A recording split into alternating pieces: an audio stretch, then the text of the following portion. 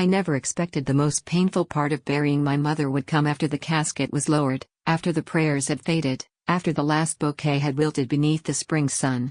The community church she'd chosen, small, plain, no organ, no frills, was as austere as she had been in life. Wooden pews, a few lilies arranged in neat vases, and a tight circle of family who didn't quite know how to grieve her. I sat in the second row beside my daughter, Mia, 8 years old, legs swinging, her small hand gripping mine like it was the only thing keeping her tethered. Jake stood up to speak, of course. My brother. The golden child. The one who could do no wrong. He smiled like he was giving a wedding toast, not a eulogy. She always called me her sunshine, he began. Said I made her laugh when life was hard. Said she was proud of me, no matter what. There were soft chuckles around the room. A sniffle or two. Nods of fond recognition. I sat still, silent, feeling like a ghost watching someone else's memory. Then my Uncle Dean, my mother's older brother, cleared his throat from behind us. Margaret was a complicated woman, he said loudly. But let's be honest, she had a favorite. She never cared much for her daughter. No one laughed. But no one disagreed either. The words hit like a slap. My breath caught in my chest. Jake didn't even flinch. My father stared at the floor. My cousins looked around, their expressions awkward, but no one said, "That's not true." No one said Elena deserved better. They just let it sit there. I blinked hard, fighting the sting of tears. I didn't want to cry, not here, not in front of them. Mia squeezed my hand, sensing something was wrong, her eyes wide and searching. Before I could even speak, before I could defend myself or storm out or scream, Mia let go of my hand and stood up. All eyes turned toward her. She walked slowly to the front of the church, holding something in her small hands. An envelope. I froze. She must have found it that morning in my mother's study, while I was getting dressed. Everyone watched her, confused, some even smiling gently, expecting a child's sweet story about her grandma. But her voice, small yet clear, shook the silence. Then why did Grandma leave this for my mom? The room went still. The kind of silence that isn't grief but guilt. My heart pounded in my ears. I reached out and took the envelope from her hand. My name was written on it. In my mother's handwriting. In blue ink. To Elena. I hadn't even opened it yet, but in that moment, everything changed. For the first time in my life, the story wasn't being told by someone else. It wasn't being twisted into another Jake monologue or Uncle Dean commentary. The truth had entered the room, and it came from the only person who never doubted me, my daughter. It's strange, isn't it? How you can sit in a room full of people you've known your whole life and still feel invisible. That's exactly how I felt as I stood in the foyer of my childhood home for the first time in 5 years. Everything was exactly as it had been, same faded wallpaper, same dusty rose-colored rug, same smell of lemon polish and lavender. It wasn't comforting.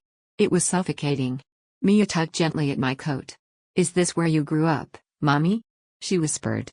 "Yeah, baby," I said with a tight smile. "This is it." She looked around, taking it in with curious eyes.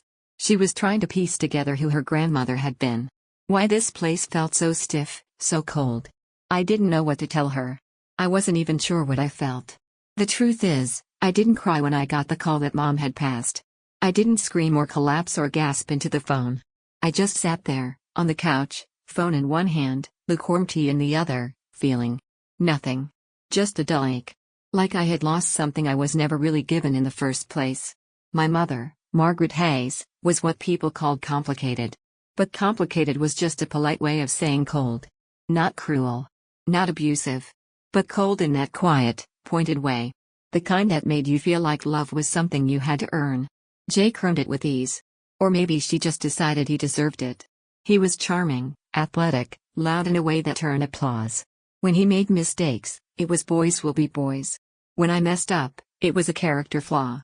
I don't remember her ever hugging me, not unless there was an audience. Not without purpose. She loved structure. Discipline. Being the perfect family at church. What she didn't love was softness. Emotion. Anything that came from me. Still, I tried. God, did I try. I brought home straight A's. I joined the choir. I folded my sweaters the way she liked. I said yes ma'am and stopped arguing and learned how to disappear when I needed to. But it was never enough. Eventually, I stopped trying. I went to college across the country. I fell in love with a man who loved me differently, gently, openly, truly. And then I lost him too. Cancer didn't care how badly I needed him to stay. After that, it was just me and Mia. She became everything. Every scraped knee. Every bedtime story. Every exhausted morning with cereal and a smile. I promised myself I'd be the mother I never had. That I'd give her softness. Words of love. Real hugs. I had to learn it all from scratch. Coming back for the funeral? It wasn't about closure. I didn't expect that. I came because it felt like one last obligation. One final performance. I didn't know there'd be a letter. I didn't know the truth had been waiting in a quiet envelope, hidden in the corners of my mother's study. And I definitely didn't know it would be Mia, the smallest voice in the room, who would finally speak what I never could. I held the envelope in my hand like it was made of glass. The air in the room had shifted, it no longer buzzed with passive judgment or smug superiority. It felt suspended, like we were all waiting to see what happened next. Mia walked back to me and slid her small hand into mine. Her eyes were wide, unsure, but full of love. She didn't understand everything, but she understood enough. She saw how they looked at me, how they didn't look at me at all. My fingers trembled as I turned the envelope over. To Elena, it read in my mother's elegant cursive. I wasn't ready. But I was also done waiting for permission, something I'd spent most of my life doing.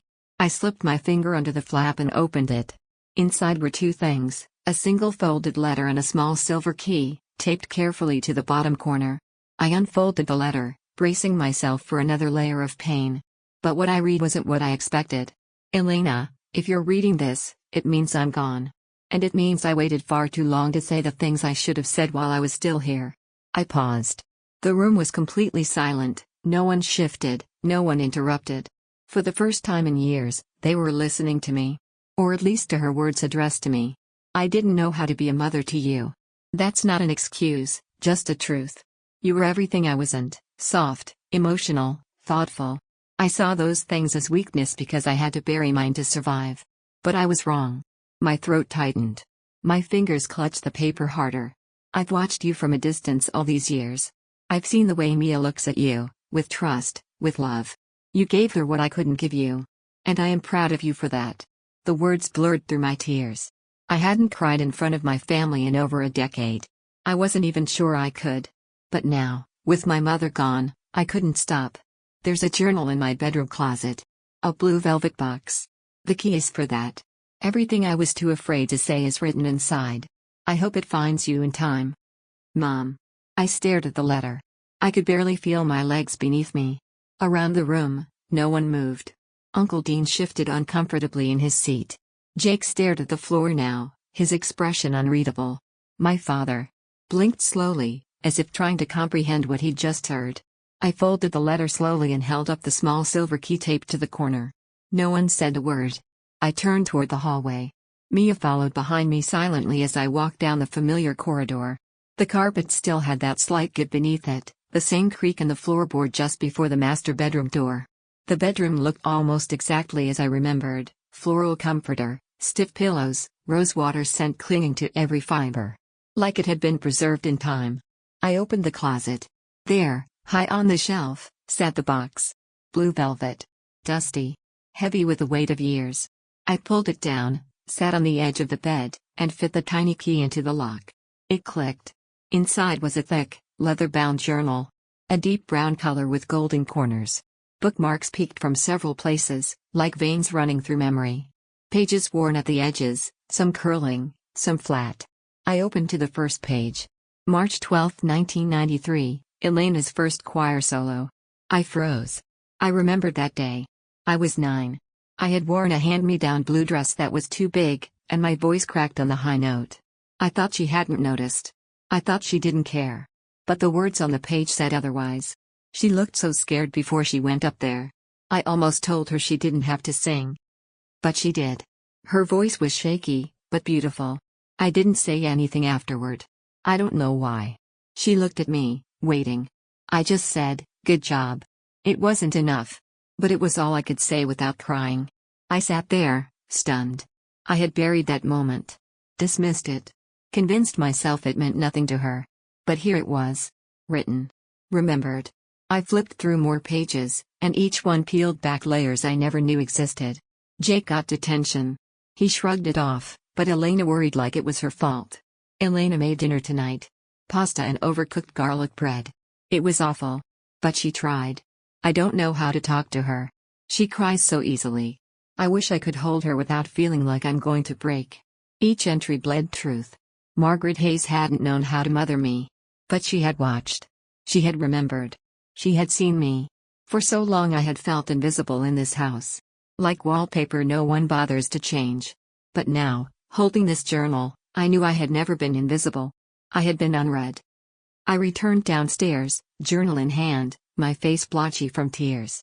Mia looked up from the couch, her eyes wide with concern. I smiled at her. A real one. For the first time since we arrived. Jake was by the window. Uncle Dean nursed his drink. My father stood awkwardly near the fireplace. I cleared my throat.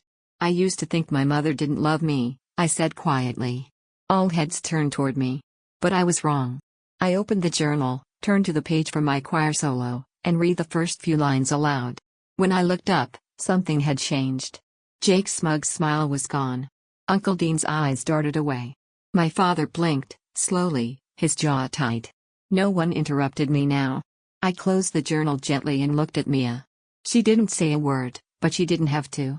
She had done what no one else in that room ever had, she stood up for me. That night, after everyone had gone, I sat alone in my childhood bedroom, the journal open in my lap. The house was quiet again, not the icy silence of disapproval or judgment, but the stillness that follows a storm when everything's been laid bare. Mia had fallen asleep on the pull-out cot by the window, hugging her stuffed rabbit and murmuring in her dreams. I watched her for a long time, the rise and fall of her tiny chest, the peaceful curve of her face, before turning back to the words in front of me. The journal didn't just contain memories. It contained confessions. It contained the voice of a woman I never got to meet, my mother as she was when no one was watching. When she wasn't performing. When she wasn't trying to maintain the image of perfection she held so tightly. April 9, 1997, Elena cried today after school. I asked her what happened. She said nothing, but her eyes were swollen, and I knew it was more than a skin knee or a failed quiz. I didn't press. I told myself it wasn't the right time. That she'd come to me when she was ready. But the truth is, I didn't know what to say. I was afraid I'd make it worse. So I left her alone. I told myself I was giving her space. But I think I was giving myself permission not to try. I closed my eyes, tears silently streaking down my cheeks. I remembered that day. I had come home after being teased relentlessly by two girls in class, something about my clothes, my silence, my teacher's pet answers. I wanted my mother to ask. I wanted her to see me. She had. But I never knew that until now. So many pages mirrored moments like that. And in each, I could see the same struggle, between a mother who felt unqualified to nurture, and a daughter desperate for that very thing. July 3, 2001, Elena didn't tell me she was accepted to the writing program until the night before she left. I was angry. Not because she got in. Not because she was leaving. But because she hadn't shared it with me. It felt like punishment, like being shut out of her world.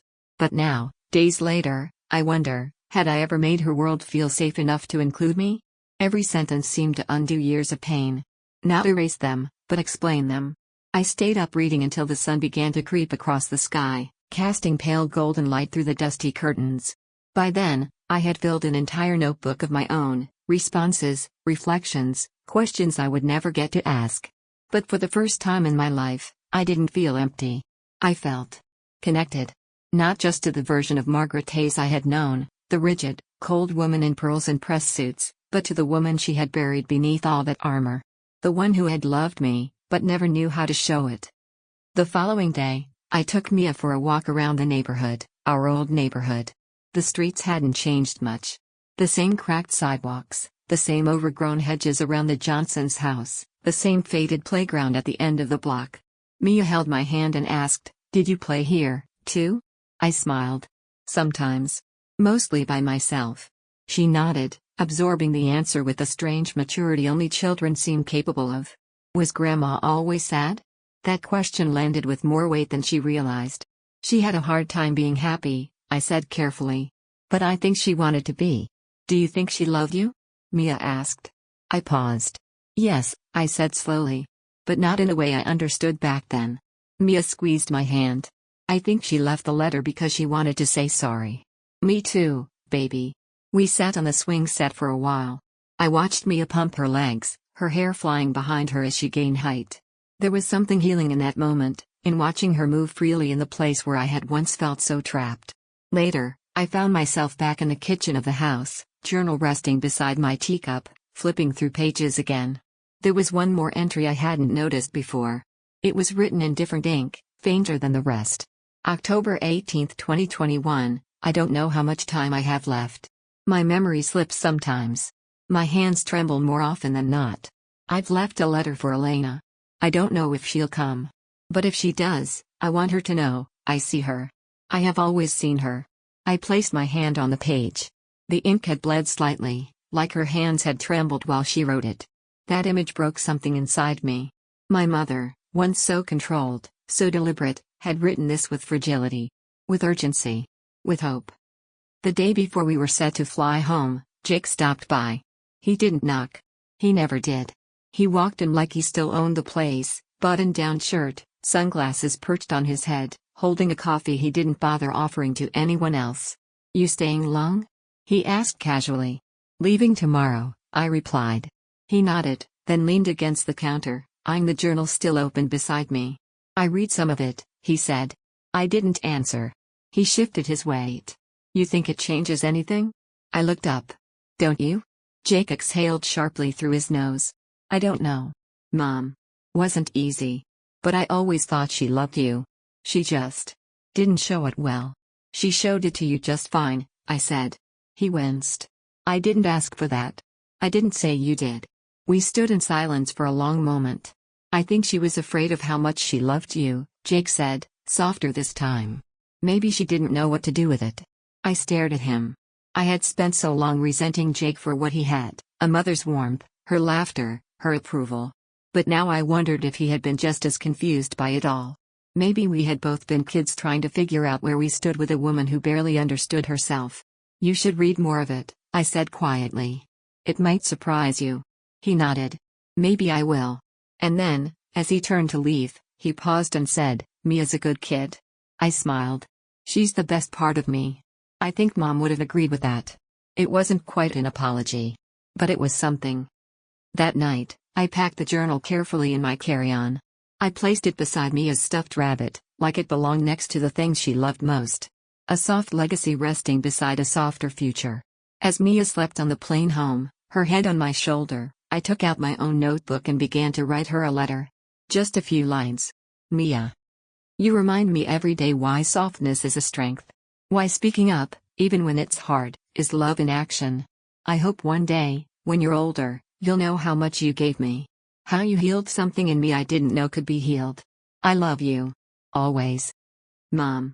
I tore out the page and folded it carefully, then tucked it into her small backpack. Not because I expected anything to happen.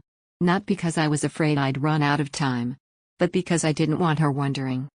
3 weeks after my mother's funeral, the flowers were long dead and dumped in the trash, the casseroles abandoned in the fridge, and the calls from distant cousins had stopped altogether. The house had been sold. The furniture donated. The will settled. The Monroe family, what was left of it, retreated quietly into their carefully curated bubbles of avoidance. And I returned to my life. Still a single mother. Still balancing bedtime stories and freelance deadlines. Still occasionally waking in the middle of the night from dreams that left me breathless and aching. But something inside me had shifted. Not in some grand cinematic way. I didn't shave my head or quit my job or write an essay on forgiveness for the Atlantic. I didn't post tearful reels on Instagram about generational trauma. I just started living differently. A little lighter. Like I had laid something down. A weight I'd carried for so long I'd mistaken it as a part of myself. The journal sat on my nightstand. Some nights, I'd read a single entry before bed. Others, I'd flip through page after page, learning my mother through her own uncertain words. There were moments of joy, fleeting notes of regret, and, more often, long pauses between entries that reminded me of how difficult it must have been for her to write it all. Each time I closed it, I didn't feel angry anymore. I felt human. I began writing my own journal, too. Letters to Mia. Not because I feared I'd leave her too soon, like her father, or like my mother did. But because I never wanted her to wonder what I felt. I didn't want her to guess. I wanted her to know that her laughter is my favorite sound. That her kindness is the best thing I've ever passed on. That her voice, trembling but steady, saved me that day. One afternoon, as I was folding laundry, Mia sat at the kitchen table drawing. "Mom?" she said without looking up. "What's a legacy?"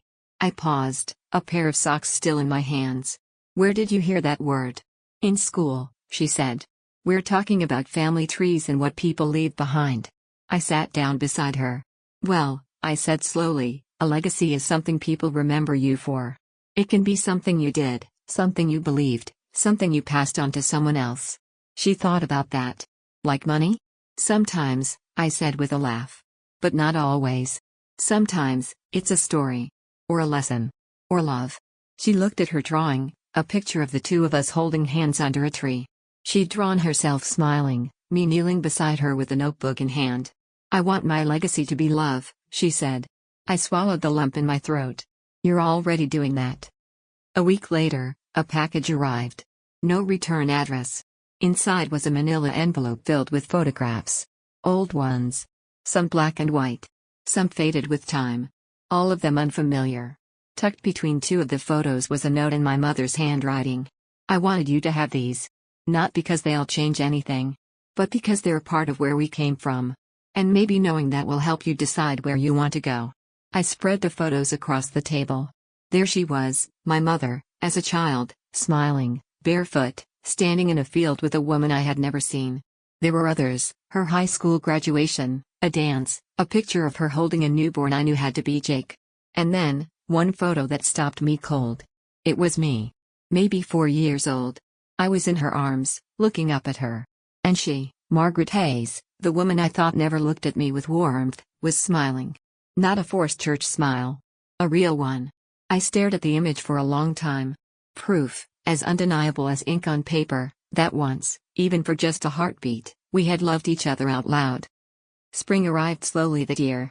The trees outside our apartment bloomed in bursts of soft pink and white. Mia's school held a poetry reading for the third graders. She begged me to come, even though she claimed her poem was really embarrassing. I sat in the second row. Just like I had at the funeral. Just like my mother once had. Mia stepped up to the microphone, holding a folded sheet of paper. Her hands trembled, but her voice was steady. "My mom says being soft is brave. That speaking truth is a kind of superpower. She tells me stories that make me laugh. And sometimes cry. I think she's the strongest person I know. She makes space for all the feelings I have. Even the big messy ones. Especially the big messy ones. And when I grow up, I hope I'm like her." She looked at me when she finished. I was already crying. But this time, it wasn't because of what I'd lost. It was because of what I'd built. Jake called the next day. It was unexpected. "I've been thinking about the journal," he said. "About Mom." "Yeah? I think." She was trying. In her own messed up way. She was, I agreed. There was a pause. "I'm sorry, Elena," he said finally. "For all of it. For not seeing what you went through. For not saying anything when I should've." It was the first time he'd ever said those words. "I forgive you," I said. "Not because you earned it. But because I don't want to carry it anymore." We were quiet for a while after that. But it was a good kind of quiet. The kind that leaves room for something new. Months passed. Summer turned to fall. Mia started 4th grade. I published a small piece about grief in a local magazine under the title Unread, Not Unloved. It wasn't about my mother directly. But anyone who knew me could read between the lines. The night it came out, I found a letter slipped under our apartment door. Typed. Anonymous. "Your story made me call my daughter. I hadn't spoken to her in years. Thank you." I cried on the floor of my hallway, holding that piece of paper like it was sacred. Because maybe the only thing more powerful than healing yourself is watching someone else begin to heal because of you. I still miss her. My mother. That surprises people. But I do. Not the version I grew up with, the closed-off woman who measured worth in obedience and silence, but the woman I met in those pages. The one who wanted to do better. The one who watched me from a distance and left a map behind so I could find my way back to her, even if she wasn't there. I miss the conversations we'll never have. But I'm grateful for the ones I've had with myself because of her. A year after the funeral, on what would have been her birthday, I took Mia to a park near where the old house used to be. The sun was warm. The air smelled like fresh grass and grilled corn from a nearby vendor. Mia brought a letter she had written. We sat under an oak tree. She dug a small hole in the dirt with her fingers, placed the folded note inside, and covered it gently. "What did you write?" I asked. She smiled. "Something I wanted Grandma to know." We sat in silence for a while. Then Mia leaned her head against my arm. "Are you okay, Mommy?" I looked out across the park. The wind rustled the leaves gently. A group of kids were laughing in the distance. "Yeah," I said. "I think I finally am."